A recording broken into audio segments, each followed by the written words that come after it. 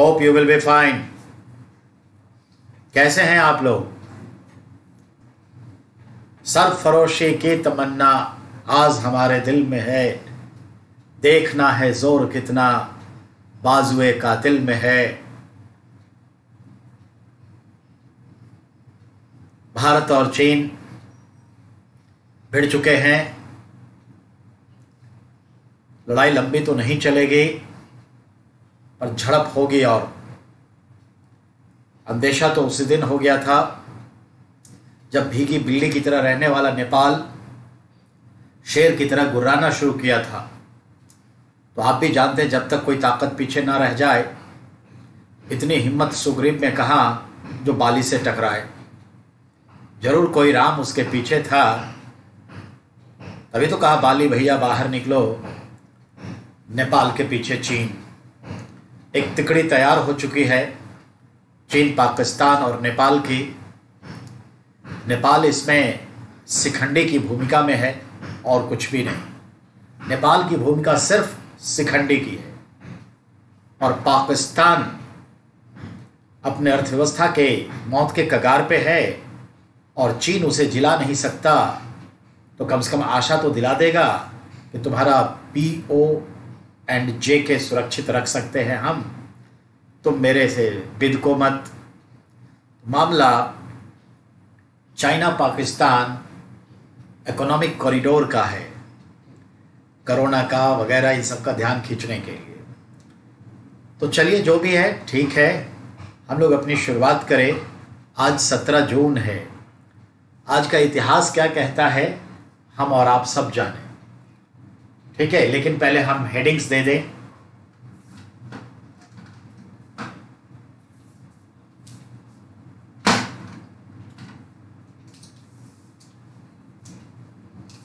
तो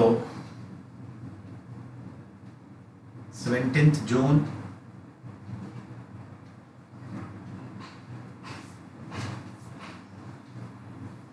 GS foundation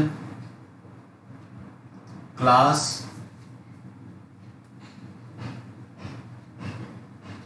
history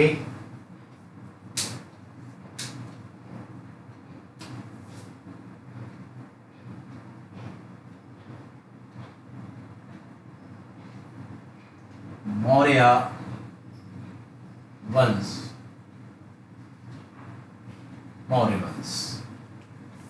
अगर इसको हम एक बड़े लेवल पर देखें तो हम कहेंगे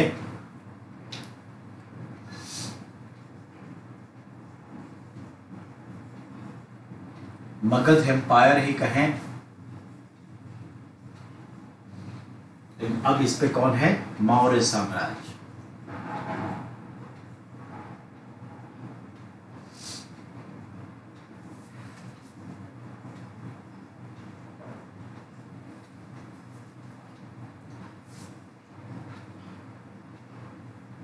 (322) BC से 184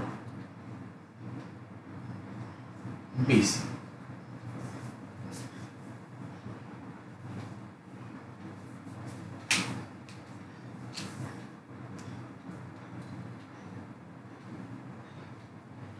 capital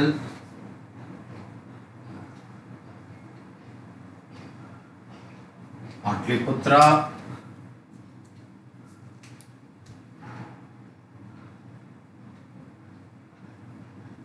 Surrounded from 3 rivers are the Ganga, the Gandak,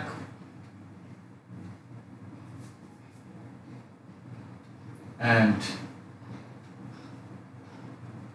the Son river, presently known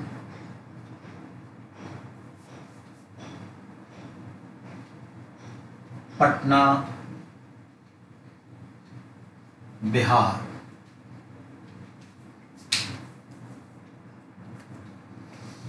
So we are going to be studied about this one, but today's 17th June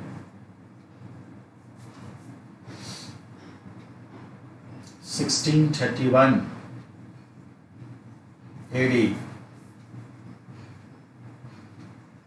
death of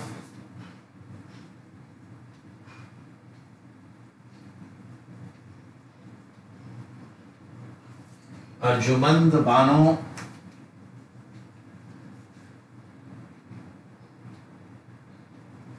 Begum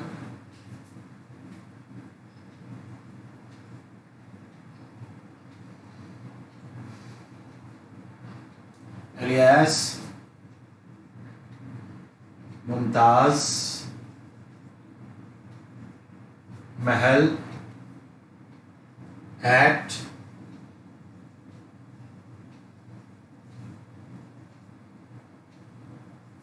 Burhanpur MP due to labor pain when she was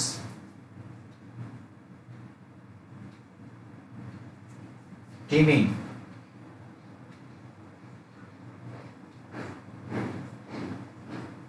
her 14th child.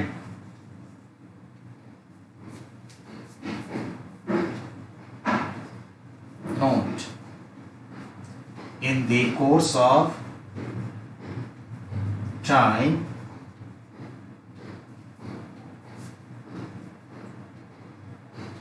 seven एवं 14 has been passed away.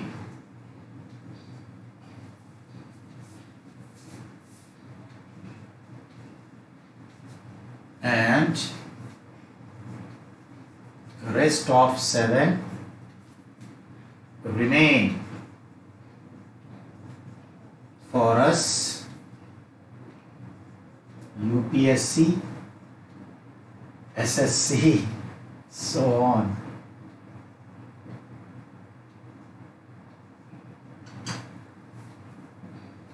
See?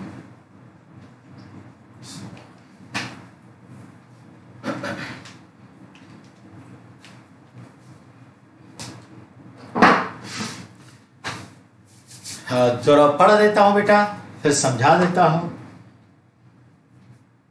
17 June आज का importance, today is important. 17 June 1631 1631 AD, death of Arjumand Bano Begum उर्फ alias यानी उर्फ Mumtaz Mahal at Burhanpur presently in Madhya Pradesh due to labour pain when she was teeming her 14th child. Okay, note, in the course of time 7 upon 14 has been passed away. have been लगा लीजिएगा, always passed away, and rest of 7 remain for us. UPSC, SSC, so on.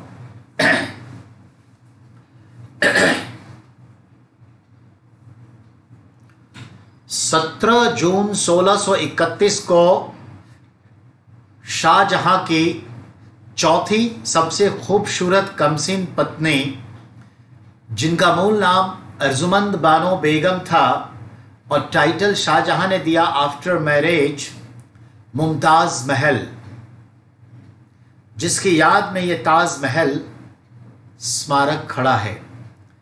Mumtaz Mahal और शाहजहां से दोनों के प्रेम से कुल 14 बच्चों को जन्म दी मां बनी मुमताज बेगम।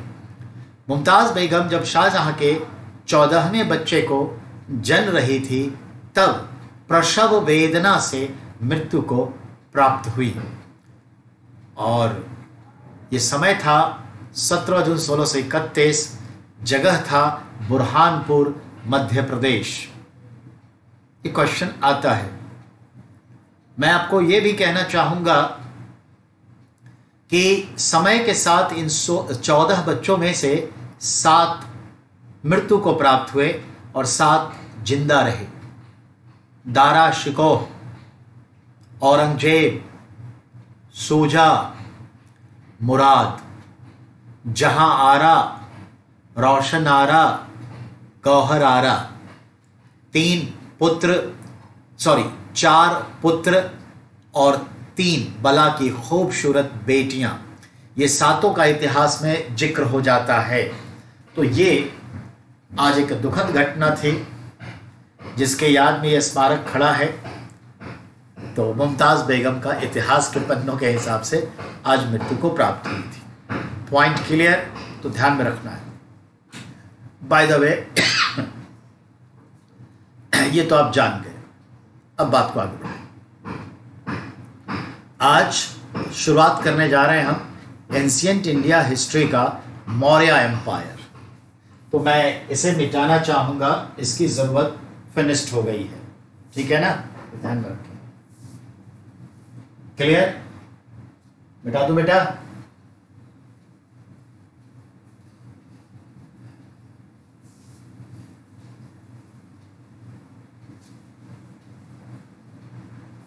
ठीक है। Now today's our topic is Maurya वंश, मौर्य डायनेस्टी, मौर्य एम्पायर, कुछ भी आप कह रहे हैं।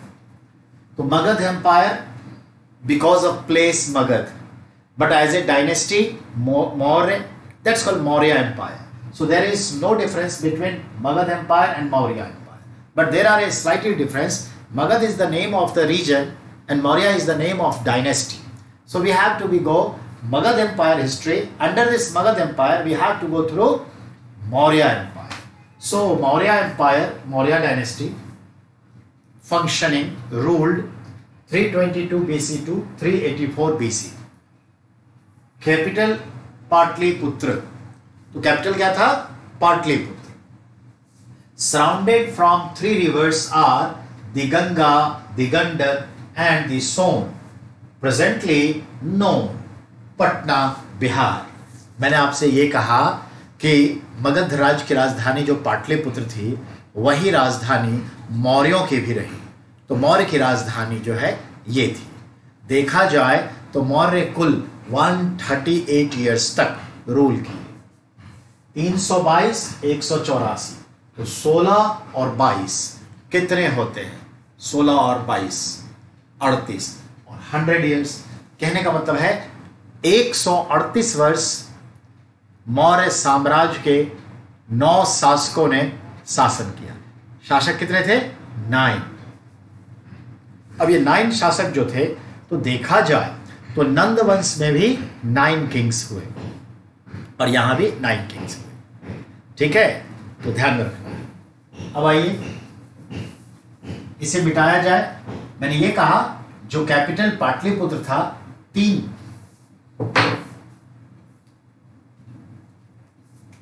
पाटलिपुत्र कैपिटल 3 नदियों से घिरा था, गंगा, गंडक, सोन।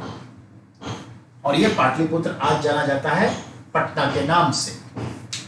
तो इसी तरह से पाटलिपुत्र क्या था? Water fort.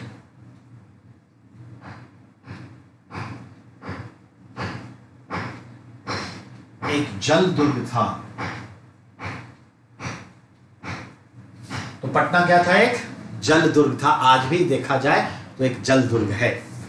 चलिए बात को आगे बढ़ाएं। तो हमारा सारा फोकस्ड इसी तरह। कहानी मगध की ही है।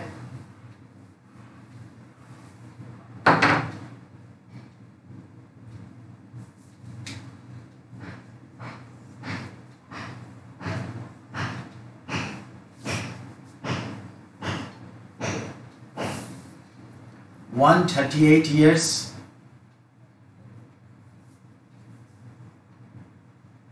ruling, 9 kings। अब ये 9 किंग्स को थोड़ा सा हम समय दें। तो देखिए अब जब हम सब जानते हैं कुणाल, दशरथ, संप्रति, ठीक है, इस तरह से ये चलता रहा। ठीक है, देववर्मन। तो सबसे पहले चंद्रगुप्त मौर्य,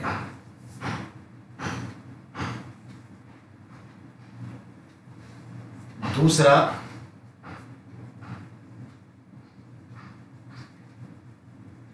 बिंदुसार,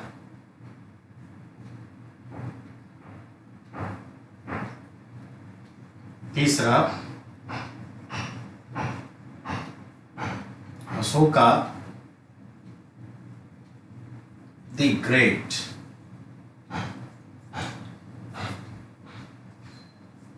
चौथा कुणाल, पांचवा दशरथ,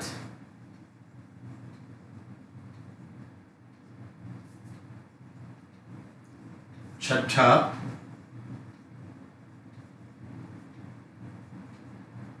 संप्रति, सातवां जो था बेटा देववर्मन, शंतधन्वा और बृहद्रथ,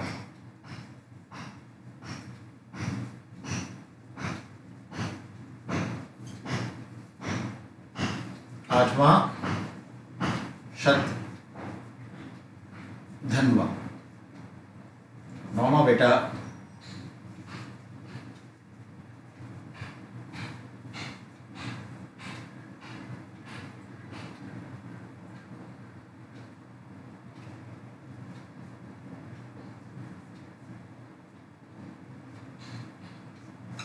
बृहद्रथ। ये थे। और समय देखें तो 322 टू 298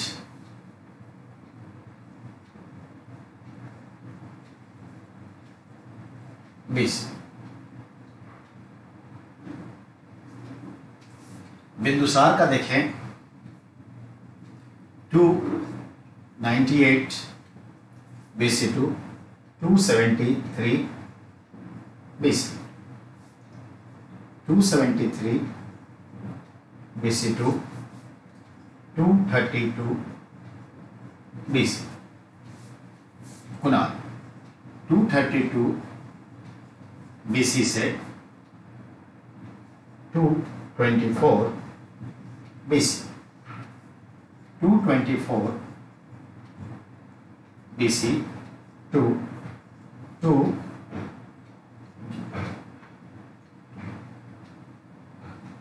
224 से 216 BC, 216 BC to 27 BC, 207 BC to 200 BC, 200 BC to 192 BC, 192 BC to 184 BC। ये आपका 9 किंग्स है मौर्य के, उसकी टाइमिंग है, टोटल टाइमिंग आ गई 9 किंग्स 138 ईयर्स रूलिंग, ये पीरियड। तो जैसा कि आप जानते हैं ये कौन था फाउंडर, तो Chandra Maurya, everyone knows founder, नहीं?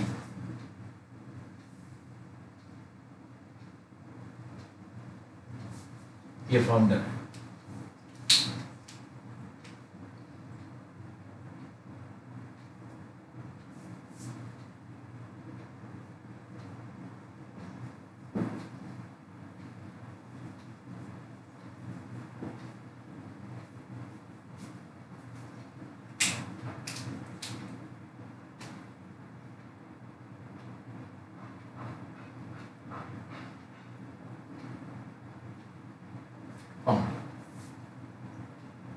और ये जो है लास्ट रूलर। ठीक है, चलिए इसको ओके कर लीजिए, इसको जरा लिखिए।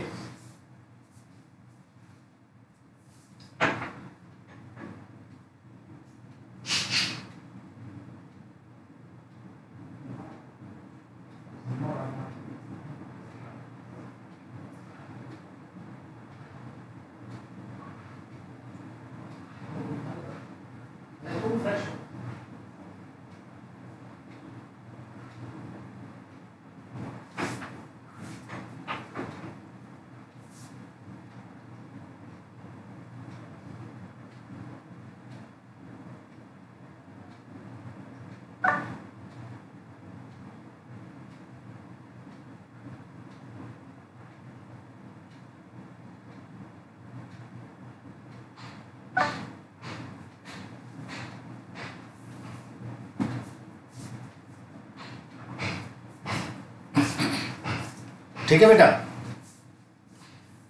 तो first as a founder Chandragupta Maurya, ये लगभग कितने वर्ष शासन किया? तो आपके सामने में है, ये शासन का तो निकाल लेंगे ना बेटा, 22 साल और 2 तो 24 साल। बिंदुसार कब से कब किया? तो 298, 273, 18 और 7 लगभग 29, मतलब 298, तो ये हो गया बेटा 18 वर्ष और 7, 18 और 7 25 वर्ष।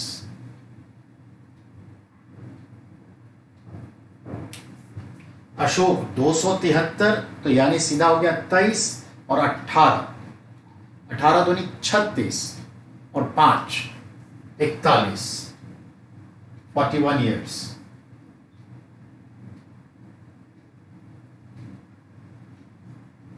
अब आपके सामने में पलट दीजिए मामला को, अशोक सबसे लंबा शासन किया, फिर बिंदुसार, फिर चंद्रगुप्त, तो उल्टे ऑर्डर में ले जाएगा, अशोक सबसे लंबा, फिर बिंदुसार, फिर चंद्रगुप्त, यानी 41 साल, 25 साल, 24 साल। अब है कुणाल, तो कितने साल दिख रहा है? 8 साल दिख रहा है।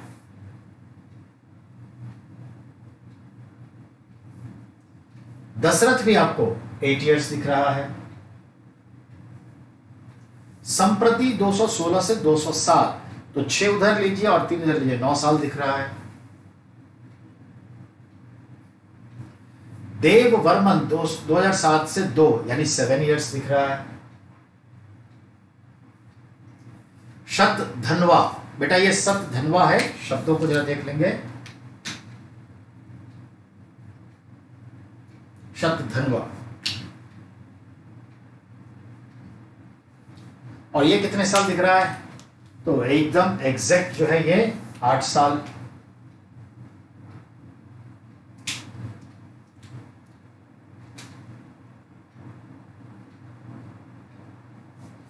और ये भी कितना दिख रहा है? तो एग्जैक्ट ये भी 8 साल है।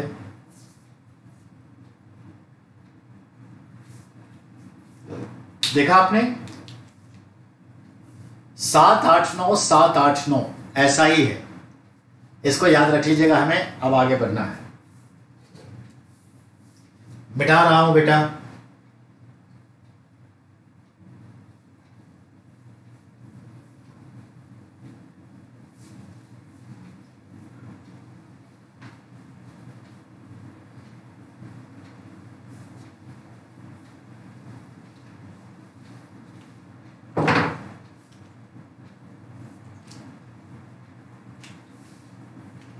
तो चलते हम लोग पढ़ते हैं।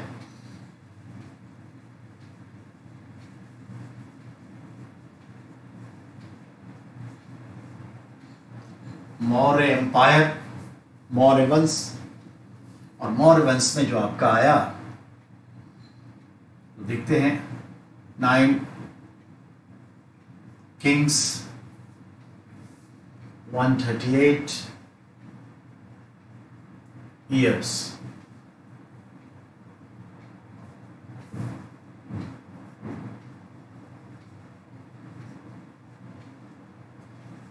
पार्टली उत्तर। चलिए अब अब बात करते हैं आगे।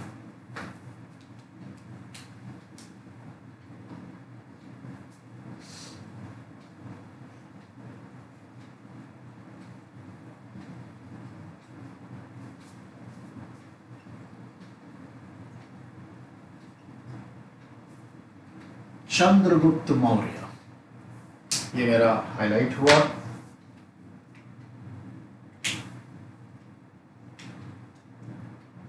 इसकी टाइमिंग देखिए तो हम इसे 322 बीसी से 298 बीसी देखेंगे।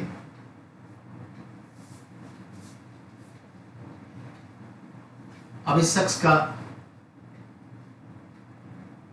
Birth 345 BC,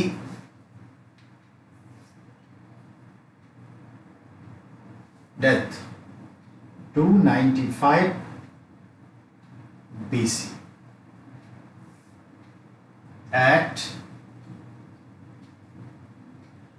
Chandragiri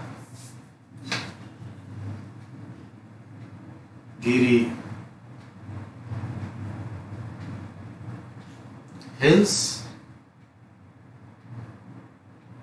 Shravan Belagola, Mysuru,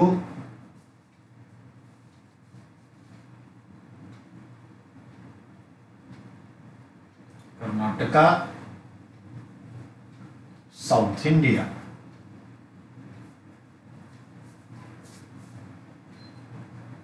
with Guru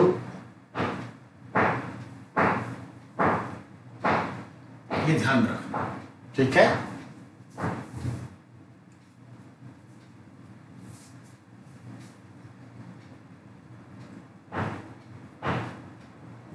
father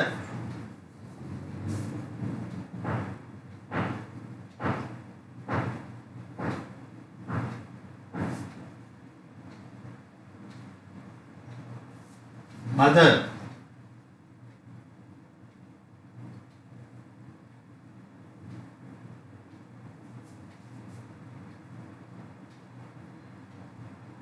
मूरा।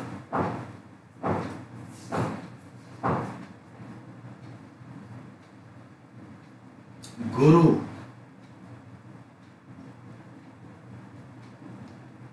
कहिए, टीचर कहिए।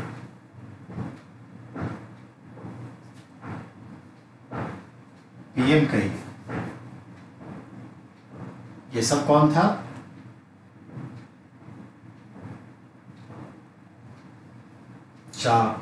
चाणक्य यानी कौटिल्य या विष्णुगुप्त।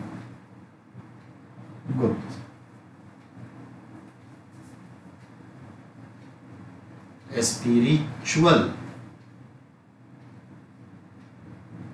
गुरु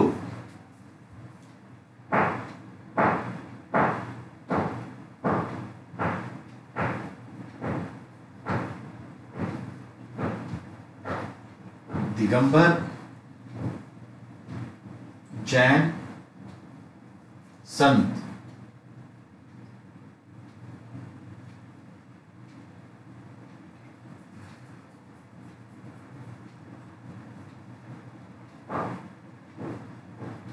भद्र बाहु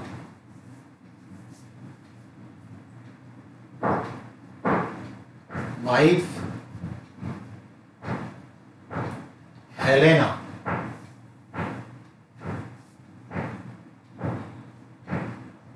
उसके बाद दुर्धारा,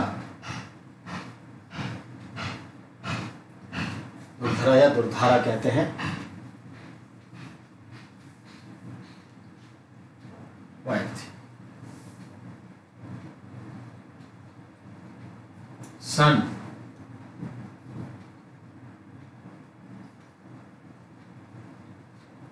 बिंदुसार, ठीक है।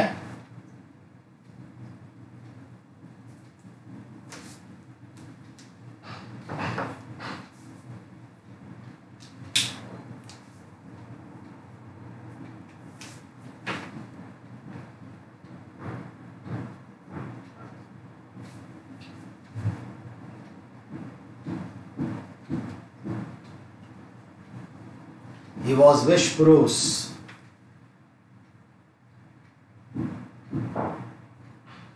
Educated at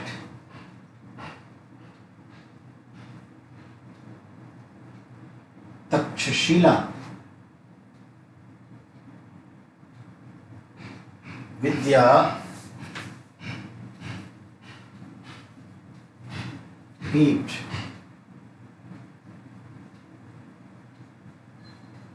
एबटाबाद, पाकिस्तान, जो फिलहाल है।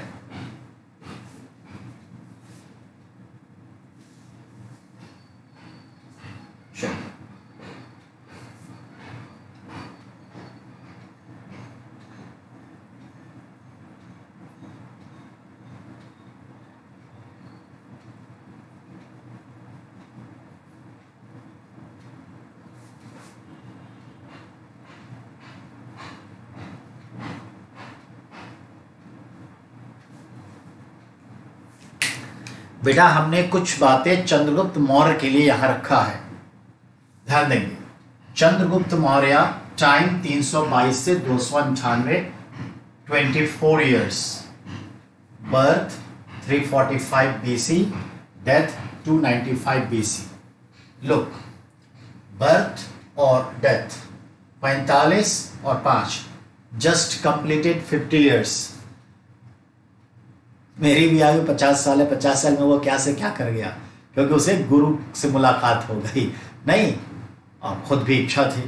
तो याद रखिएगा बेटा, बहुत कम उम्र में बहुत कुछ किया जा सकता है, डिपेंड करता है माहौल, कितनी पीड़ा आपके अंदर है, कितना जुनून, पीड़ा जुनून पैदा करता है। तो याद रखिएगा 50 साल जिया। अच्छा, डेथ कहाँ हुआ? Death eight Chandragiri hills, Shravanabelagola, Mysuru, Karnataka, south India. दक्षिण भारत के कर्नाटक राज्य के मैसूर में श्रवणबेलगोला स्थित चंद्रगिरी, गिरी मतलब हिल्स, चंद्रगिरी पहाड़ी में अपनी इच्छा से अपने त्याग किया। ठीक है। फादर सर्वसिद्धि मौर्य, इसके पिता का नाम सर्वसिद्धि मौर्य था। नेपाल की तराई में एक छोटा सा राज्य चलाता था, लेकिन धननंद ने यानी घनानंद ने इसके राज्य का समूल नष्ट करके, पिता की हत्या करके उसे नंद वंश के राज मगध राज्य में मिला लिया था। तो पिता की हत्या हो गई थी और माँ जो है पाल पोस के बड़ा की, ऐसा कहते हैं। तो माँ का नाम मूरा, कहते हैं वहां पे माँ का नाम मूरा था तो बेटा का नाम पड़ गया मौर्य। कहीं कहता है कि वहां पर पिपली वन के मौर्य नाम के जो है एक क्षत्रिय कबीला रहते थे, उसी से रिलेट था, तो इसीलिए मौर्य नाम पड़ा। ठीक है। कहते हैं वहां पर मोर बहुत था तो वहां के लोगों को मौर्य कहा जाने लगा, तो उससे इसका टाइटल मौर्य हो गया। याद रखिएगा, मौर्य नाम का कबीला था, क्षत्रिय था, उससे इसका पड़ा। और माँ का नाम मूरा है तो माँ के नाम पे रखते हैं, तो मौर्य। इसके जो गुरु थे, गुरु यानी टीचर, और पीएम भी थे, कौन थे? चाणक्य। चाणक्य को कौटिल्य और उन्हीं को विष्णुगुप्त कहते हैं। यहाँ गुरु के पास कॉमा लगा लीजिएगा। स्पिरिचुअल गुरु यानी उनके आध्यात्मिक गुरु कौन थे? तो आध्यात्मिक गुरु यानी जो धर्म वो अपनाया, उनके जो स्पिरिचुअल थे। तो दिगंबर जैन संत भद्रबाहु इनके क्या थे? आध्यात्मिक गुरु। चंद्रगुप्त मौर्य की वाइफ का नाम एक हेलेना, जो सेल्यूकस की बेटी से शादी करेगा, विदेशी वाइफ हेलेना। और दुर्धरा भी एक वाइफ थी। दुर्धरा से ही बिंदुसार पैदा होगा, ऐसा पता चलता है। तो बिंदुसार अब है। ही वॉज विश्वपुरुष। चंद्रगुप्त मौर्य जो था वो विशैला आदमी था, विश्वपुरुष था। यानी विश्वपुरुष का तात्पर्य क्या होता है वो अभी हम बताएंगे। ठीक है। विश्वपुरुष। एजुकेटेड एट तक्षशिला विद्यापीठ। वो कहां पर एजुकेट हुआ था? तक्षशिला यूनिवर्सिटी यानी विद्यापीठ में। वो तक्षशिला आज कहाँ है बेटा? पाकिस्तान में। एक्चुअली 16 महाजनपद में एक था आपका क्या? कंधार, और एक था गंधार। तो गंधार जो है वो पाकिस्तान वाला पार्ट था। ठीक है। और गंधार में जो है आपका जो राजधानी थी गंधार की, तक्षशिला। तो तक्षशिला गंधार की राजधानी थी और तक्षशिला में जो विश्वविद्यालय था नोन एज तक्षशिला विश्वविद्यालय, तो वो आज लोकेट करेंगे। तो ये एबटाबाद एक जगह है, एबटाबाद, तो एबटाबाद पाकिस्तान में। अच्छा, चंद्रगुप्त मौर्य को हम लोग कहते हैं get freer of foreign powers, विदेशी शक्तियों से मुक्तिदाता। ऐसा है कि सिकंदर जो कुछ भी एरिया जीत कर गया और सेल्यूकस को गवर्नर बना कर गया, तो इस सेल्यूकस को ये युद्ध में 305 बीसी में डिफीट करेगा और जितने भी सिकंदर द्वारा जीते गए प्रदेश थे उसको रिबैक कर लेगा। तो ये जो रिबैक करेगा तो विदेशी शक्तियों से मुक्ति हो जाएगी, इसलिए इसका एक नाम है विदेशी शक्तियों से मुक्तिदाता, विश्व पुरुष। ठीक है ना, ये याद रखिएगा। ठीक है, यहां तक तो समझ गए बेटा आप। अब आगे बढ़े।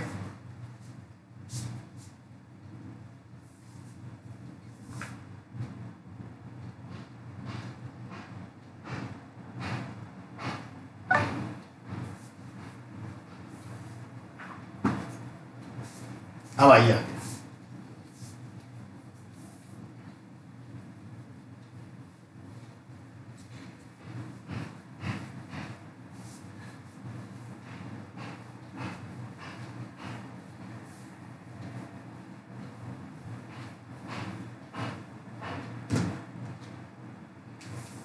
तो ये क्या करता है,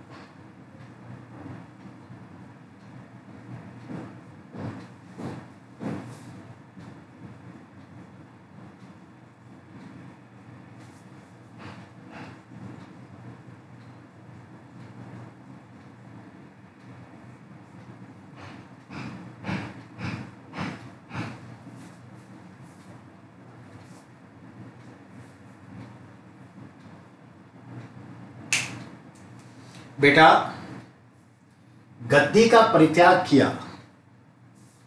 ही lefted throne of Magadh and adapted savage system, यानी साधु बन गया। याद रखना है, इसने गद्दी का परित्याग कर दिया 298 बीसी में, और इनका धर्म जो सनातन धर्म यानी हिंदू धर्म था वह बाद में इसने दिगंबर जैन धर्म अपनाया, और दिगंबर जैन धर्म अपना करके चंद्रगिरी पर्वत दक्षिण भारत जा करके अपनी इच्छा से मृत्यु को प्राप्त किया। अन्न जल का त्याग करके धीरे धीरे डेथ करना जैन धर्म में संथारा या संलेखना कहलाता है, प्राप्त किया, यानी इच्छा मृत्यु, यानी समझ गए होंगे, इच्छा मृत्यु प्राप्त किया। तो ये हुआ इसके बारे में। अब इसके बारे में और क्या सब बातें तो बात करते हैं इसके बारे में। 4-5 बातें तो जरा सुनिए। पिता क्लियर, माँ क्लियर, 2 तरह के गुरु क्लियर, ठीक है, और क्या क्या काम करेगा क्लियर। मैंने पृष्ठभूमि बता दी थी सिकंदर के संदर्भ में। हाँ, एक मिनट,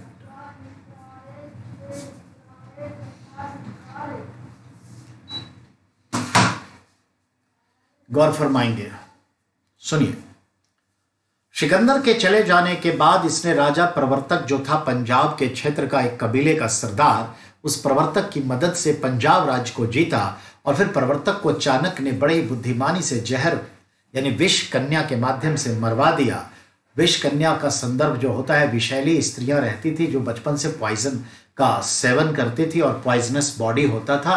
स्वाभाविक है अगर वो सुंदर लड़की है, किसी को गिफ्ट में दे दिया, रिलेशंस बनेंगे और रिलेशंस के दरमियान आप भी जानते हैं कि सेक्सुअल रिलेशंस में दांत काटना, नाखून लगाना, ये सब कला मानी जाती है वात्स्यायन के कामसूत्र के अनुसार।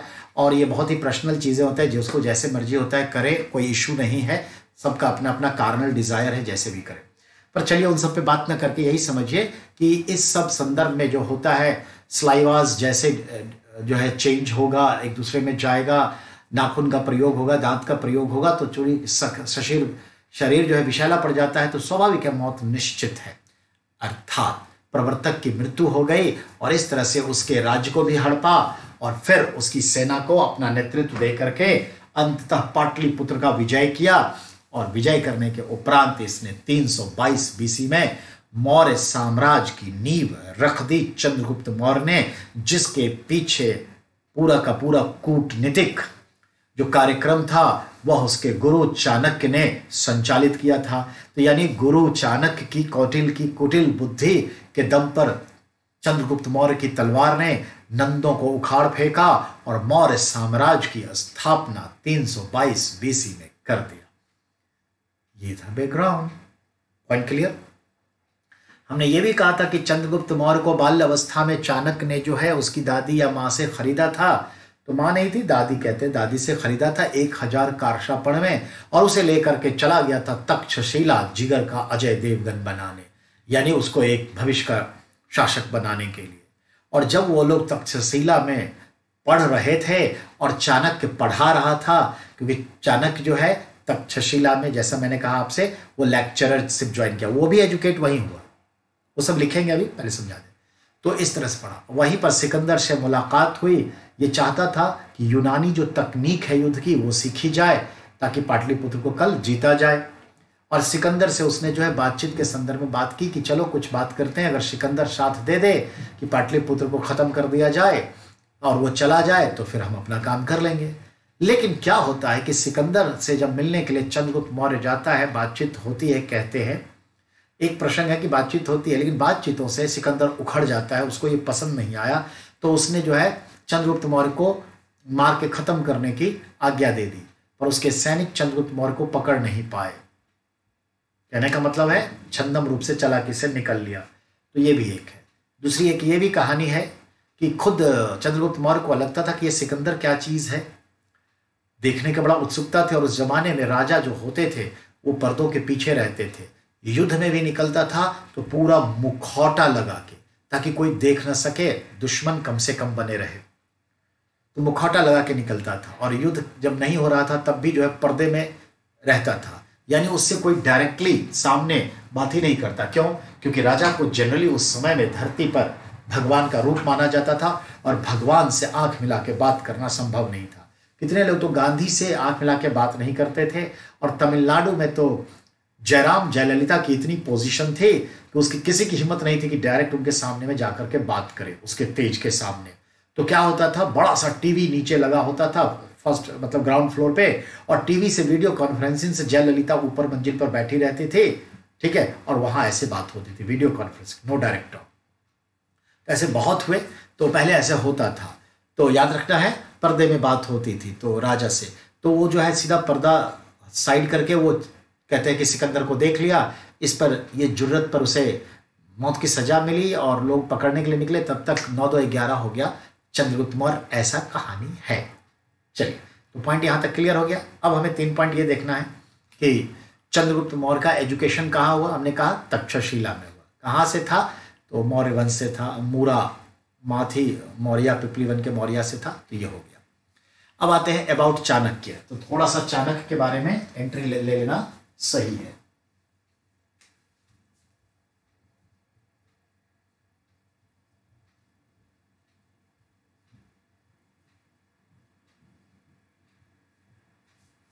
अबाउट चाणक्य, तो चाणक्य का जो संदर्भ आता है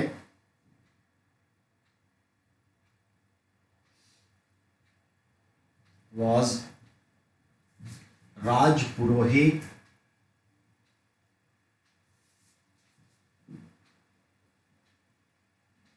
in the court of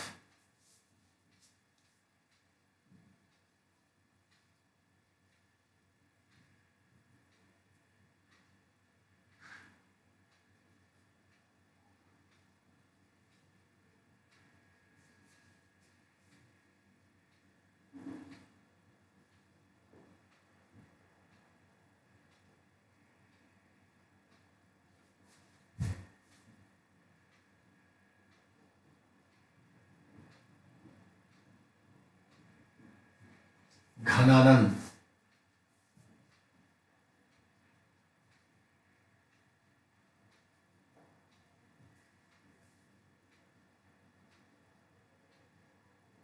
Ghananand का दरबार का त्याग किया,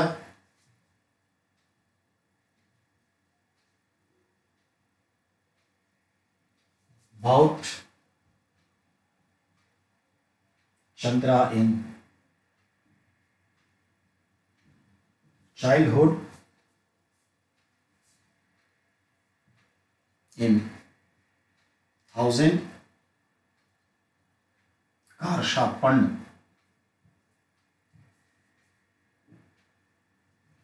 and मालूम है कहाँ लेके गया?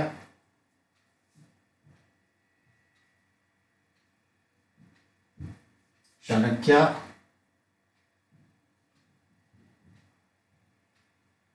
कौटिल्य विष्णुगुप्ता, एक ही नाम है ना, इसको आप ब्रैकेट में डाल दें।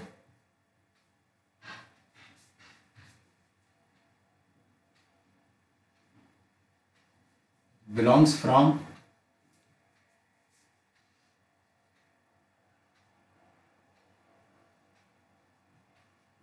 पाटलिपुत्र, ब्राह्मण and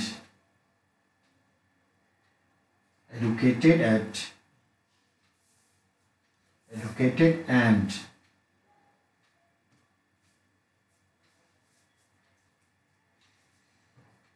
become teacher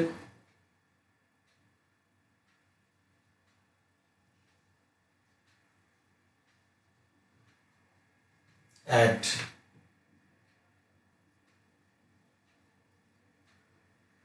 तक्षशिला। ठीक है,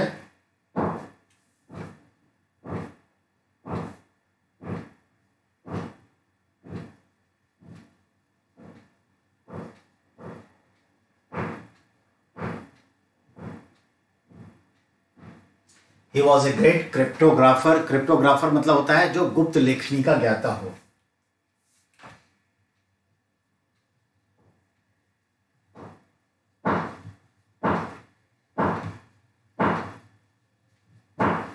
या क्रिप्टोग्राफरिस्ट।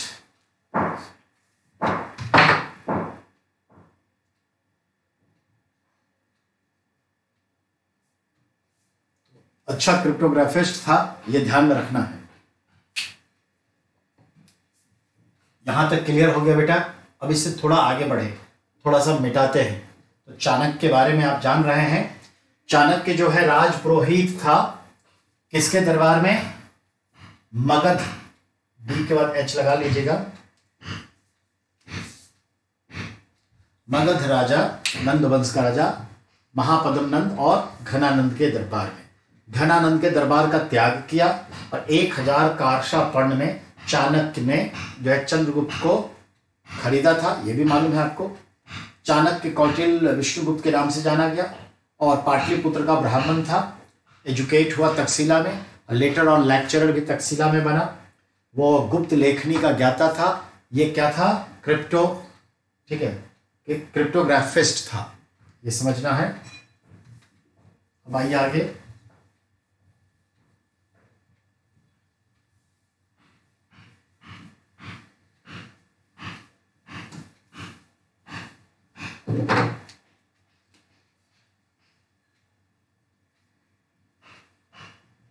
चाणक्य को देखें हम तो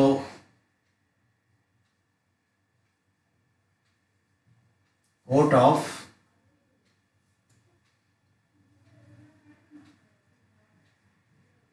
Chandra and Bindusar remain as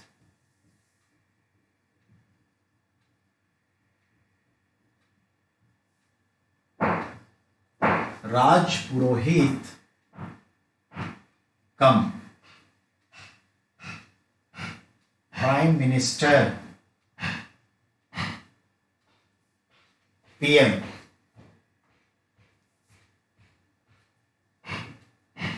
first PM of Indian history.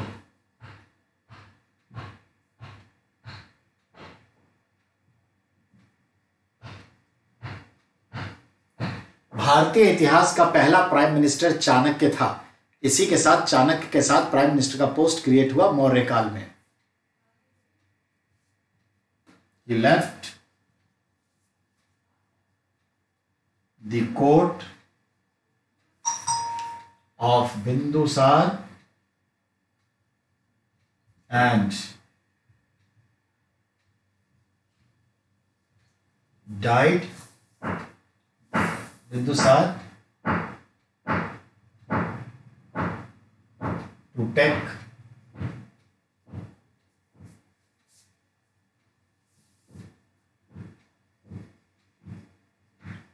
adapted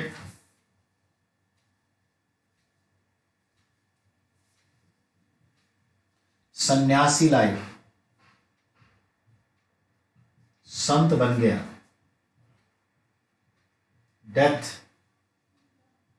due to a snake bite, कहते हैं सांप काटने से मृत्यु को प्राप्त हुआ। सांप काटने से मृत्यु को प्राप्त हुआ, तो ये ध्यान में रखिएगा, ठीक है।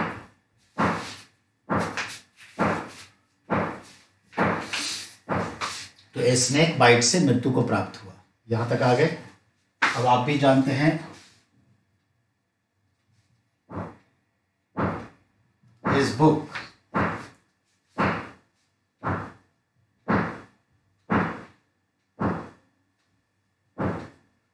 अर्थशास्त्र 15 अधिकरण यानी चैप्टर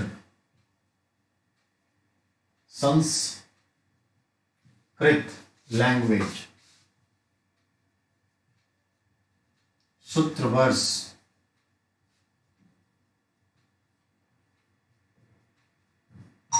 सूत्र शैली में लिखित है।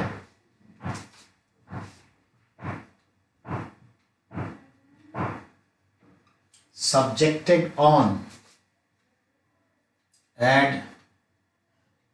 administration,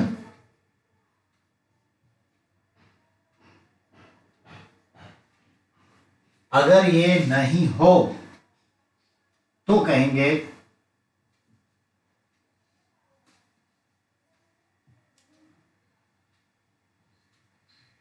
पॉलिटिक्स यानी राजनीति पर। तो ये किस पर विषय है? ये बुक प्रशासन पर, एडमिनिस्ट्रेशन पर। ये ऑप्शन में ना हो तो राजनीति पर टिक लगाएंगे। गलती से कभी भी नाम के हिसाब से इकोनॉमी, अर्थशास्त्र पर नहीं टिक लगाएंगे। अर्थशास्त्र, economy is a part of politics, ये ध्यान में रखिए, ये ध्यान में रखना है। बजट क्या है? पॉलिटिक्स का पार्ट है ना। जब राजनीति, जब राज्य संचालित करते हैं तो उसमें क्या आती है? समाज आता है, राज होता है, रक्षा है, सुरक्षा है, सामाजिक व्यवस्था है, न्याय है, अर्थव्यवस्था है, सब आ जाता है। ये ध्यान रखिए। तो ये पॉइंट क्लियर हो गया बेटा? चलिए यहां तक समझ गए। अब नेक्स्ट की बात, जो बुक है ना अर्थशास्त्र,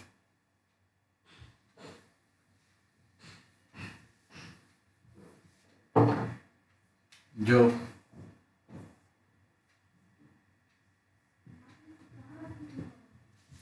उस पर कौटिल्य लिखा हुआ है।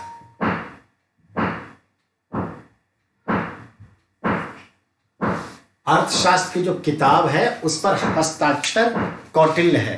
तो कभी भी पूछे कि अर्थशास्त्र का लेखक कौन, कौटिल्य पे टिक लगाएगा, चाणक्य विष्णुगुप्त पे नहीं, क्योंकि पेन नेम मतलब कि जो साहित्यकार का नाम किताब पे होता है उसको पेन नेम कहते हैं। तो पेन नेम कौटिल्य, यानी ये बुक किसने लिखा, तो कौटिल्य लिखे। ये किताब कहीं खो गया था, नहीं मिल रहा था। 1905 में मैसूर लाइब्रेरी में ये अर्थसार की किताब मिली। ठीक है, तो ये ध्यान में रखिएगा। चलिए, चाणक्य का एक एंट्री हो चुका है, जनाब का भी एंट्री हमने दे दिया, चंद्रगुप्त मौर्य का। अब एज ए किंग बनने के बाद क्या क्या करेगा, कैसा है, उसके ऊपर बात होगी। ठीक है ना, तो किंग के ऊपर बात होगी। अब वापस हम लोग चंद्रगुप्त मौर्य के पास आ जाए।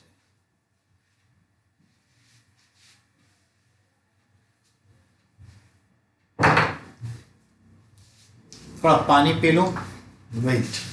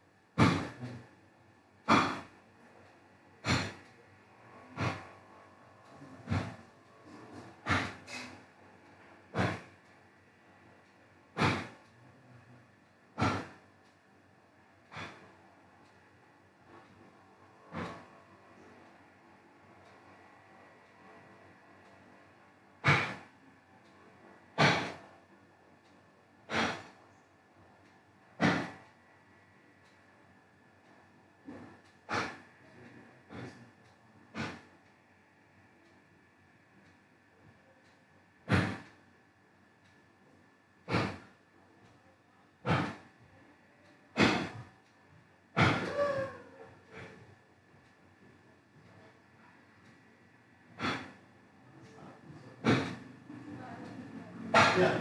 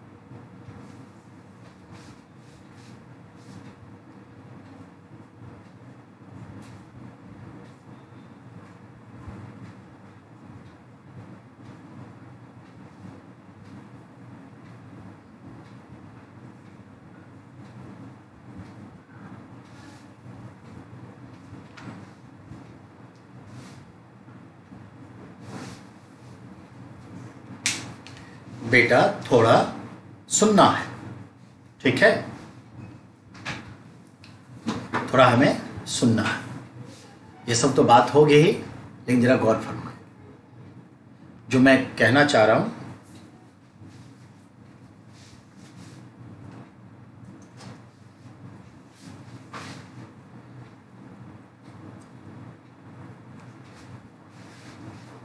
मौर्य साम्राज्य के जानकारी के लिए जो सोर्स है वो क्या क्या है, यहां से भी अच्छे सवाल आते हैं net, TGT, PGT, UPSC, PCS में। The source to know about Maurya Empire are different sources. Like that, Purana, you know Purana, there are 18 Purana, 18 Purana हैं. तो पुराणों में जो है बहुत सारे पुराण हैं. पुराणों में अशोक का नाम अशोक वर्धन है. ये एनसीईआरटी में भी लिखा है, पुराण में है अशोक वर्धन, और ये सवाल कई बार पूछ चुका है. तो अशोक का नाम अशोक वर्धन कहाँ लिखा है? पुराणों में. अर्थशास्त्र पूरी मौर्य साम्राज्य की जानकारी देता है. मौर्य साम्राज्य की कला का, प्रशासन का, राजनीति का, समाज का, राजा के बारे में, खजाना के बारे में, सेना के बारे में, मित्र के बारे में, दुर्ग के बारे में, प्रशासन से जुड़े हर पहलू के बारे में जानकारी देता है अर्थशास्त्र. टैक्स के बारे में. अब है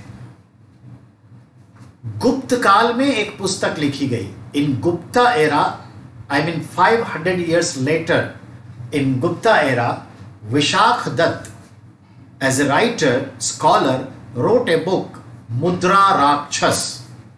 मुद्रा राक्षस मतलब क्या होता है मालूम है आपको? मुद्रा राक्षस का मतलब होता है जो वित्त मंत्री था, who was finance minister, मुद्रा राक्षस. राक्षस टाइटल होता था मंत्रियों के लिए, जैसे अमात्य कहते हैं, तो अमात्य यानी राक्षस. तो Mudrarakshasa, the book in Sanskrit language written by Vishakhadatta in Gupta era. This book is given the reference about how, when Chandragupta Maurya destroyed the Nanda dynasty, uprooted Nanda dynasty and established Maurya Empire. किस कूटनीति के, यानी चाणक्य के कूटनीति के दम पर चंद्रगुप्त मौर्य ने किस प्रकार से नंदों के शासन को उखाड़ फेंक करके मौर्य साम्राज्य की स्थापना की, यह बताता है मुद्रा राक्षस. ये एक नाटक की पुस्तक है. It was drama. Hot question. Somdev नाम के एक व्यक्ति हुए, उन्होंने एक कथा सरित सागर, Somdev wrote a book Katha Sarit Sagar and given reference about Maurya's dynasty. There was a writer Kshemendra, he was also king of Kashmir. So Kshemendra given the reference about King Ashoka's in his book Brihad Katha Manjari. तो बृहद कथा मंजरी जो है, किताब का लेखक क्षेमेंद्र है, वो भी अशोक के बारे में यानी मौर्य के बारे में बताता है. Now we have to go through Bauddha literature as a source of Maurya Empire. Bauddha literature. There are two big books of Bauddha Dharma known as Deepavans, Mahavans. Both of book finally retained and codified in Sri Lanka. Deepavans, Mahavansh. Divya Avadan, Ashoka Avadan. These are two other books of Bauddha Dharma. Divya Avadan, Ashoka Avadan.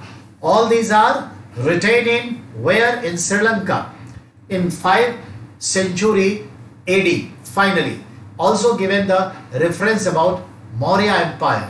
As you know that King Ashoka sent a Dhamma delegation, peace delegation to Sri Lanka, and you know, led it by daughter Shandhamitra and son Mahendra. So obviously this is a story maintained in Sri Lankan history.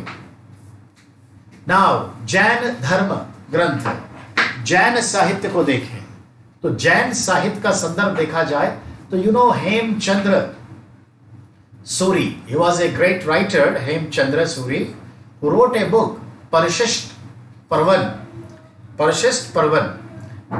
and Bhadrabahu wrote a book Kalpasutra. Jain Dharma Acharya, the leader of Digambar Shakha of Jain Dharma, Bhadrabahu wrote a book called the Kalpasutra, and this Kalpasutra given reference about Maurya Empire. As you know that the Bhadrabahu was a spiritual guru of Chandragupta Maurya, and he took away to his disciple to South India, where both of both of Guru and Shishya take Santhara, anesthesia. That means इच्छा मृत्यु.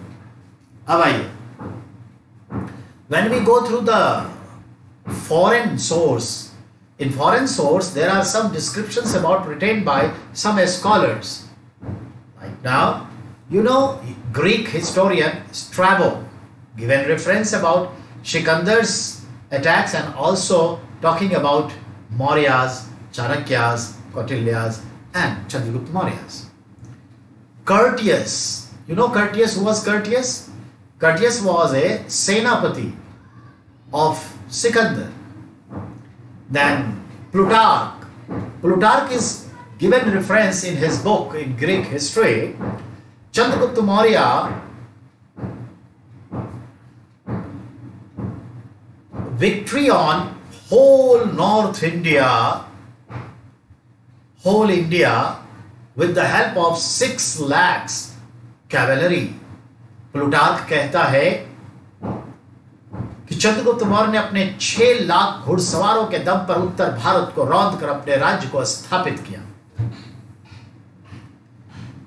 उसी तरह से Justin, एक तो हमारे pop singer हैं Justin weber, क्या कहते हैं तो ये जस्टिन है ग्रीक हिस्टोरियन. जस्टिन बहुत अच्छा वर्णन करता है about Chandragupta Maurya's, his life, about Patliputra's and something more. And then Aristobulus, you know Aristobulus, ये भी ग्रीक हिस्टोरियन है. तो देखिए 4 ग्रीक हिस्टोरियन आपके सामने में है. Aristobulus, Curtius, Strabo, Justin, Plutarch. This all 5 given reference about Maurya Empire. Now, other one was Diodorus. You know Diodorus? He was a king of Syria. Diodorus. He also given reference. तो याद रखिएगा ये सभी मौर्य साम्राज्य के बारे में जानकारी देता है. Now we have to be focused some religious saint who came to India, scholars came to India for different purpose but considered as a pilgrimage, pilgrim, tirth yatri, pilgrim कहलाते हैं. You know Chinese traveler Fahian when visit during Chandragupta Dvitiya Vikramaditya Gupta kings in 5th century AD, who also given the reference because that time he visit Patliputra and Patliputra considered Pali Protha. And this Palibrotha Patliputra that time was safe, the palace of Ashoka's Mauryas, and given some reference about this palace is more better than Susa and Ekbatana. कहने का मतलब ये है कि वो कहता है कि मध्य एशिया में जो सीरिया इराक था, सूसा और इकबताना से भी बेहतरीन ये महल है, ये शहर है पाटलिपुत्र. ऐसा लगता है कि देवदूतों ने इस महल को बनाया है. बड़े बड़े फाउंटेन हैं और फाउंटेन से पानी का फवारा निकलता रहता है. बाग बगीचे लगे हुए हैं और जो क्रीपर्स है वो महल की दीवारों पर चढ़ी हुई है. बहुत ब्यूटीफुल वर्णन करता है. Even talking about that the whole fort area, कहते हैं 500 स्टेडियम में पाटलिपुत्र शहर फैला हुआ है, 3 नदियों से घिरा है एंड डैश डैश 570 बुर्ज है, यानी बीच बीच में चौकियां हैं. ये सब बातें. तोफायान है. Hiuen Tsang in Harshavardhan period 7th century come 629 and pass go to China back 643. उसने भी रेफरेंस दिया है. एंड इत्सिंग जो 663 में आया था, Itsing after death of Harshavardhana, तो इत्सिंग ने भी रेफरेंस दिया है. अगर हम आर्कोलॉजिकल एविडेंस देखें, if you go through the archaeological evidence about source of Maurya, then you have to be go some evidence is very fruitful like that. Inscriptions of Ashokas and some inscriptions of Chandragupta Maurya. This inscriptions is different type. Major rock edicts, minor rock edicts, major pillar edicts, small pillar edicts, and some other sources. तो बृहत् शिलालेख, लघु शिलालेख, बृहत् स्तंभ लेख, लघु शिलालेख और लघु स्तंभ लेख, ये सब है. Even that the rock inscription of at Junagadh शक छत्रप किंग रुद्रादमन, तो जूनागढ़ में रुद्रादमन का जो अभिलेख है, जूनागढ़ अभिलेख, वो भी बताता है कि यहाँ पर सौराष्ट्र में चंद्रगुप्त मौर्य ने एक झील बनाया था, सुदर्शन झील. तो ये चीजें पर्णदत्त को इसकी जिम्मेदारी दी थी, जो गवर्नर था उज्जैन क्षेत्र का. ये चीजें तो there are a lot of sources to understand. And this Maurya empire its beginning of the pure history in India. Bharat में शुद्ध इतिहास का आरंभ मौर्य काल से होता है, क्योंकि अब मुझे 100% आर्कोलॉजिकल एविडेंस और लिटरेरी सोर्स दोनों मिलते हैं और दोनों एक दूसरे को फीडबैक देते हैं, रेटिफाइड करते हैं. तो ये चीज़ें मुझे बतानी थी, तो ध्यान में रखना है. बढ़ते हैं आगे और क्या क्या होगा उसको भी देखते हैं. ठीक है.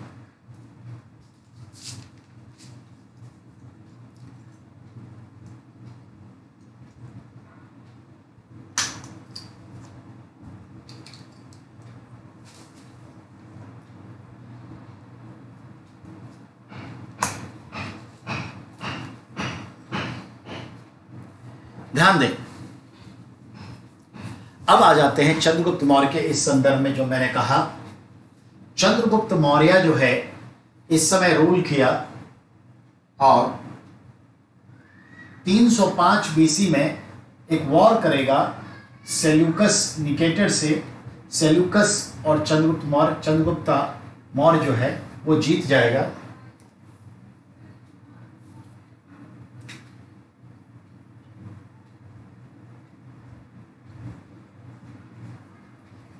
और उसका कुछ परिणाम होगा. तो ये परिणाम आपको पहले सुनना है. लिसन. चंद्रगुप्त मौर्य जब सत्ता स्थापित किया था तो चंद्रगुप्त मौर्य एक विषैला पुरुष था. बचपन से ही चंद्रगुप्त मौर्य को खाना खिलाने का संदर्भ जो है उसमें चाणक्य जो है हल्का जहर मिलाता था. जब खाना बन के आ गया तो अब खाना बन के आ गया तो भेज देता सबको, और उस खाने में हल्का पॉइजन मिलाता और फिर उसको देता. धीरे धीरे धीरे धीरे वो पॉइजन का एडिकेशन में आ गया, एडिक्ट हो गया, लत लग गई और इसलिए उसको असर करना छोड़ दिया. जैसे वायरस है, एंटीबॉडी है, धीरे धीरे वैक्सीन आप डाल लेते हैं तो वो फिर प्रॉब्लम खत्म कर देता है. तो ऐसे लत पड़ गई और खाना खिलाने की जिम्मेवारी चाणक्य की ही रहती थी. ठीक है. और जब तक वो खाना खाता था हिदायत थी कि इसके साथ कोई और नहीं खाएगा, क्योंकि उस जमाने में विष कन्या का एक तरीका था पॉइजन से मारने का. आज वो थोड़ा सा बदल गया है, हनी ट्रैप में आ गया है. आज देखते हैं कि अगर किसी को मारना हो, किसी को भ्रष्टाचार में डुबोना हो, किसी से कोई गोपनीय जानकारी लेनी हो तो हनी ट्रैप. हनी ट्रैप यानी एक स्त्री, सुंदर स्त्री किसी से दोस्ती कर ली, चाहे फेसबुक पर, मीडिया से या डायरेक्ट, और उसको अपने प्रेम में फंसा करके उससे अच्छी अच्छी बातें निकलवा ली दुश्मन के संदर्भ में, तो उसको हनी ट्रैप कहते हैं. हमारे इसरो के वैज्ञानिक भी कुछ फंस गए थे. आजकल हमारे बहुत सारे वीर सिपाही जो है मिलिट्री के हनी ट्रैप में कम से कम 50 से ज़्यादा फंसे हुए हैं. और आम जनता तो फंसती है, लेकिन आम जनता से उसको मतलब नहीं है, जो उसको दे सके सूचना ढंग का तो उसको बनाती है. उस जमाने में विष कन्या होती थी और विष कन्या को गिफ्ट में देने का रिवाज था. स्त्रियां पुरुष बेचे खरीदे जाते थे. युद्ध में जीत लेने पर उसे अपना रखैल बनाओ, अपनी बीवी बनाओ, अपना जो है किसी को बेच दो. ये सब आज देखिए अलकायदा क्या कर रहा था, बोको हराम क्या कर रहा था, नहीं अल शबाब क्या कर रहा है. आप भी जानते हैं हमारे नाइजीरिया की 300 लड़कियों को स्कूल से उठा लिया था बोको हराम ने, और उनमें से कितनों को सेक्स स्लेव बना दिया, कितनों को पकड़ करके बेच दिया. इस आधुनिक समय में इसी धरती पर हो रहा है. और तथाकथित कहने वाले गॉड, पुतिन, ट्रम्प, ओबामा कुछ नहीं कर पा रहे हैं. आज भी तस्वीर बदली कुछ भी नहीं है, ये हकीकत है। तो याद रखिए, परमाणु बम बना लें आप, वो अलग बात है, पर आज भी मूल रूप से मूल जो संवेदनाएं हैं वही काम करती है। तो जो भी है आप समझ गए मेरे कहने का मतलब। मैंने ये कहा कि कहां पर थे हम? तो वही चीजें हैं। फाइनली हम देखते हैं संदर्भ में कि विश्व पुरुष के रूप में वो रहा। एक बार कहते हैं कि पॉइजन मिला के उसके बाद किसी जरूरी वजह से निकला, इतने में जो है बिंदुसार की बीवी आ गई। धम्मा भी ये जिक्र है, इसका धम्मा है, सॉरी चंद्रगुप्त की बीवी आ गई धम्मा, और धम्मा जो है साथ में खाना खाई। कहते हैं, कोई कहता है दुर्धरा से संदर्भ है, तो दुर्धरा आप मान लीजिए। खाना खाई जिसकी वजह से पॉइजन हो गया, और 8 महीने का गर्भ था, गर्भ निकालना पड़ा। जो बच्चा पैदा हुआ वो बिंदुसार, सार मतलब पॉइजन, बिंदु यानी कहते हैं कि शरीर में हल्का पॉइजन आ चुका था, ये कहते हैं। माँ तो मर गई, बच्चे को सर्जरी करके निकाल लिया गया। उस टाइम में भी सर्जरी होती थी, ऐसा आप समझ सकते हैं। तो निकाला गया, तो बच्चे बच गए। तो ध्यान में रखिएगा, ऐसी कहावत है और ऐसा इतिहास में हो सकता है, कोई बड़ी बात नहीं है। तो ये ध्यान में रख। तो विश्व पुरुष था। अब आइए, चंद्रगुप्त मौर्य जो है 4 वक्त ही महल से बाहर निकलता। युद्ध पर जाना हो या कोई सरकारी आयोजन हो, जैसे गणतंत्र दिवस, स्वतंत्र दिवस होता है ना, तो ऐसे वाजपेयी यज्ञ, ये यज्ञ वगैरह ये सब होते थे, रथ दौड़ वगैरह। तो तीसरा, वो जो है राज्य में चुपचाप घूमता था और नकाब हमेशा रहता था, और जब भी निकलता था तो सोने की पालकी में। और शिकार पे जब जाता, तो शिकार पे, युद्ध पे, राजकीय समारोह या कोई चीज का पता लगाने के लिए चुपचाप निकलना, ये 4 परिस्थितियों में वो महल से निकलता था। और जब महल से निकलता था तो सोने की पालकी उसके लिए चलती थी, घोड़े वगैरह तो साथ चलते ही थे, सोने की पालकी, और सोने की पालकियों में रहता था। उसका चेहरा आज तक किसी ने देखा नहीं, जनरली यानी चेहरा नहीं देखा जाता था उस जमाने में। सोने का बेल्ट लगाता था, हेयर बैंड जैसे ऐसे लगाते हैं ना, ऐसे क्लिप लगाता था सोने का, ये भी इसका संदर्भ है। जैसा मैंने कहा, उसकी कई पत्नियां थी, कई रखैल थी, और उस जमाने में ये सब एक कॉमन फेनोमेना बन चुका था।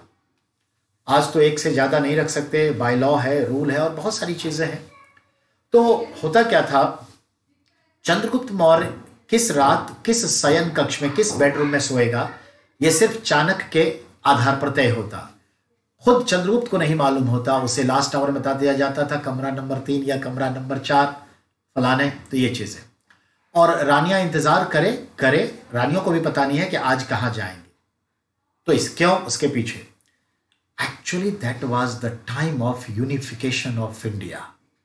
ये वो समय था जब भारत का एकीकरण चल रहा था और अपने क्लाइमेक्स पे था, जिसकी शुरुआत बिंबिसार ने, हर्यक वंश के राजा ने, मगध के संस्थापक ने की, जिसे महापद्म नंद ने एक ऊंचाई दी और घनानंद ने और उसे एक सूत्र में बांधा। अब चंद्रगुप्त मौर्य जो है वो विदेशी शक्तियों के जो पश्चिमोत्तर भारत में स्थापित हो गए थे हमारे क्षेत्र पे, उसको भी उखाड़ फेंकेगा। और इन दैट रिस्पेक्ट बड़े लेवल पर यूनिफिकेशन चल रहा है पूरे नॉर्थ वेस्ट में, जो 32 छोटे छोटे राज थे उन सब का। तो ये सारा जो यूनिफिकेशन है अपने क्लाइमेक्स पे था, इसलिए दुश्मन हजार, और दुश्मन अपनों में ही तो होते हैं। तो ये चीजें हैं। तो इस यूनिफिकेशन के दौर में राजा को बहुत ही सेफ रखा जाता था। गोपनीय लिपियां होती थी, क्रिप्टोग्राफिक वर्ड होते थे, स्पाई होते थे, तरह तरह के जासूस होते थे, बहुत किसी पे विश्वास नहीं किया जा सकता। और उस जमाने में महल लकड़ियों के होते थे, लकड़ के महल में आग लगने का डर काफी होता था। आज भी ऑस्ट्रेलिया पूरा जल गया, ब्राजील का जंगल अमेज़न जल गया, उत्तराखंड में आग लगी हुई है, तो आप समझ सकते हैं। तो लकड़ी के महल में आग कभी भी लगा, दुश्मन कभी भी। तोते वगैरह पाले ही जाते थे, तोता इंसान की भाषा को सीख सकता है, तो तोते महल में नहीं रखे जाते। ये स्ट्रिक्ट ऑर्डर था चाणक्य का। और चंद्रगुप्त मौर्य की जितने भी पर्सनल बॉडीगार्ड थे, only female, they bought from Amazon. और ये अमेज़न कौन सा? अमेज़न ब्राजील नहीं, अमेज़न वॉरियर यानी मेसोपोटामिया, इराक से आते थे। याद रखिएगा, चंद्रगुप्त के जितने भी बॉडीगार्ड्स थे ओनली लेडी, तो ये याद रखना।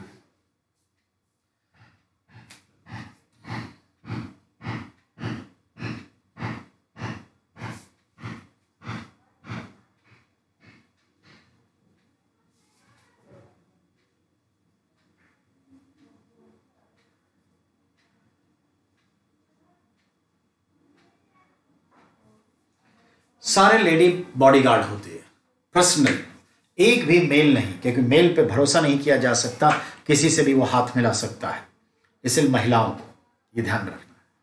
तो किस शयन कक्ष में सोएगा पता नहीं, लकड़ी के महल में रहता और आपसे ऐसे ही सवाल पूछता है। भारत का वह शासक जो लकड़ी के महल में रहता, वुडन फोर्ट, तो ये चंद्रा है।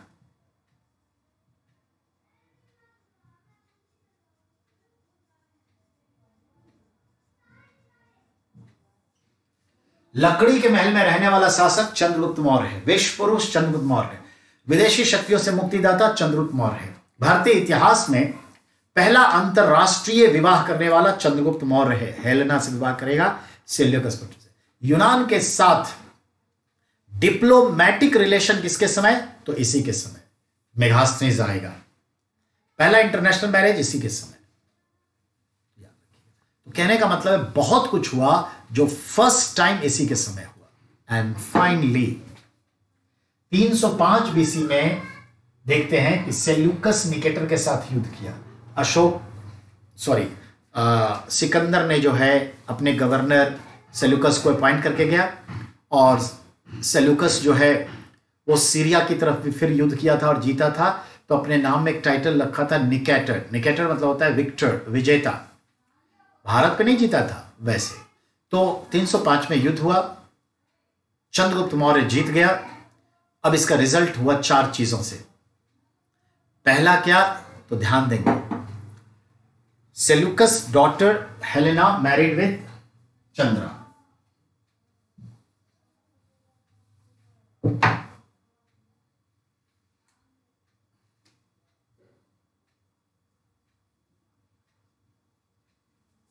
सेल्यूकस डॉटर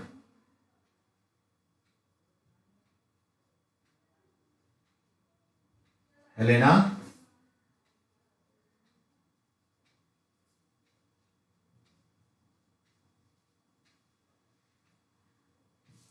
ये पहला हुआ रिजल्ट, यानी इंटरनेशनल मैरिज पहला है। दूसरा,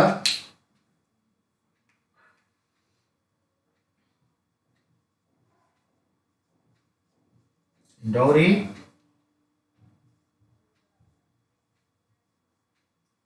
Seleucus given to Chandra 4 estates. That was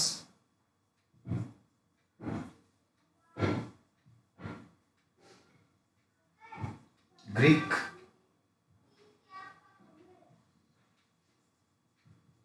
Empire part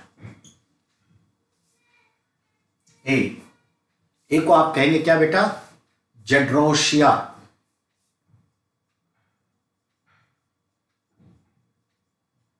इसका मतलब हुआ बलोचिस्तान। दूसरा है अर्कोशिया, काबुल।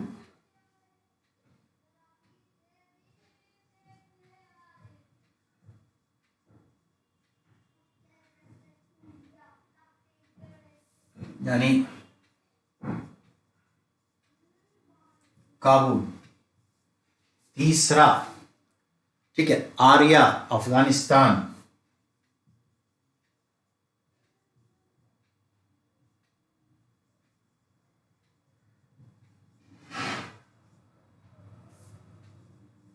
चौथा, परोपनिषदे, ठीक है।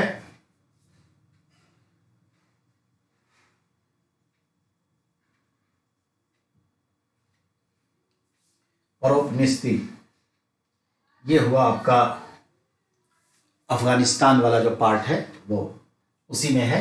आप इसे कंधार कहेंगे, Kandahar.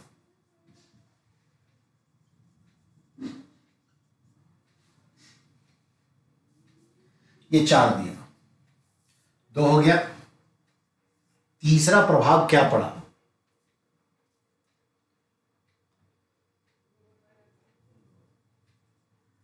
Chandra gifted to his father-in-law 500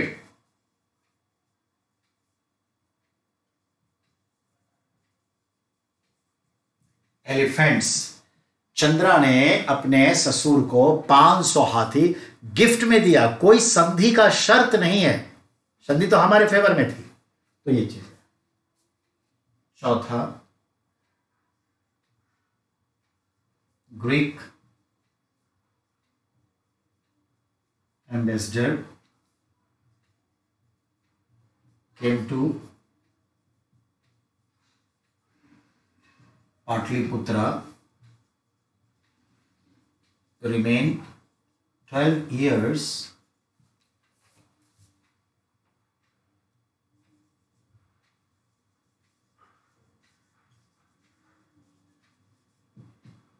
Meghasnis. First time diplomatic.